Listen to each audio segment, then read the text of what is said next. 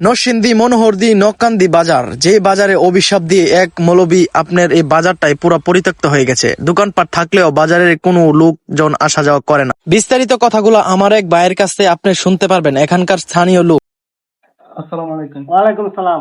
আচ্ছা, মানে এই বাজারটা কত সালে উদ্বোধন হয়েছিল? এটা তো অনেক আগের বাজার, পুরাতন বাজার। এটা আমরা তো যেই বয়স অনুযায়ী সঠিক বলতে পারি না।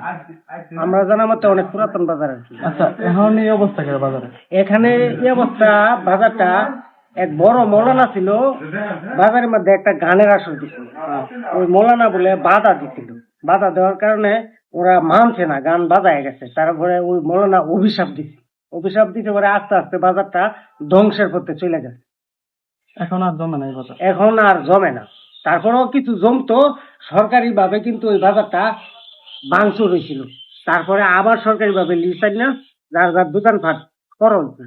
কারণ যারা বাজারে ব্যবসা করতো অধিকাংশ ব্যবসায়ী নাই এখন।